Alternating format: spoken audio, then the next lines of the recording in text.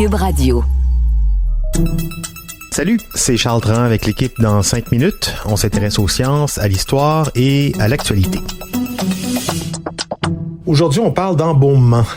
Non seulement les pratiques funéraires sont bien différentes partout dans le monde, mais elles ont aussi drastiquement changé dans les derniers siècles. Aujourd'hui, la majorité des Nord-Américains optent maintenant pour la crémation, mais c'était pas le cas il y a quelques décennies. Ils étaient plus nombreux à choisir l'embaumement.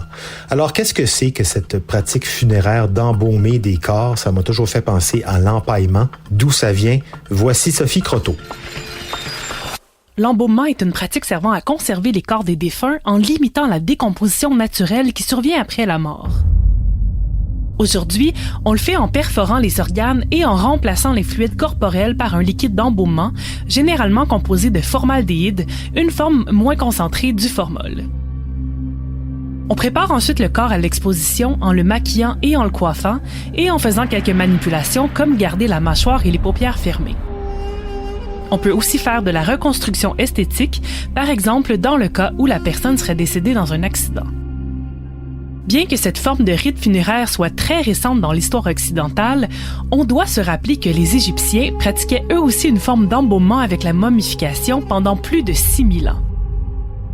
Les Égyptiens croyaient que l'âme des morts revenait habiter le corps 3000 ans après son départ et il était donc impératif de conserver le corps en bon état le temps qu'il reviendrait. La première étape consistait à faire l'ablation du cerveau via les narines, puis à retirer le foie, les poumons, l'estomac et l'intestin pour ensuite les placer dans des urnes autour du corps.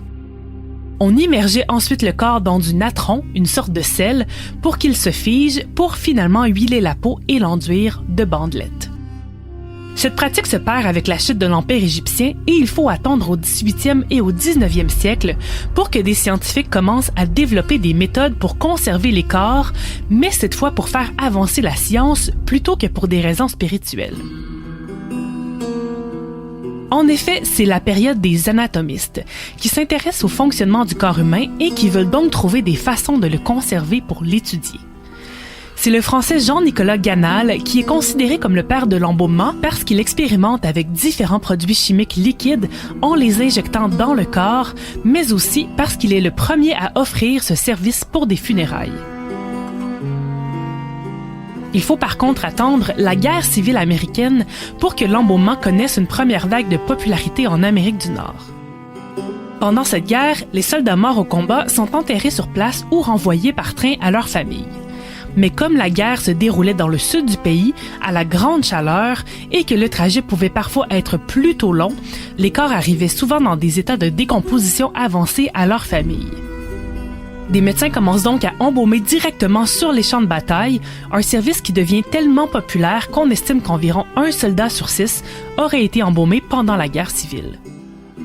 1865 marque la fin des hostilités, mais aussi l'assassinat du président Lincoln, qui sera le premier président américain à être embaumé et exposé au public, une image qui frappe l'imaginaire collectif.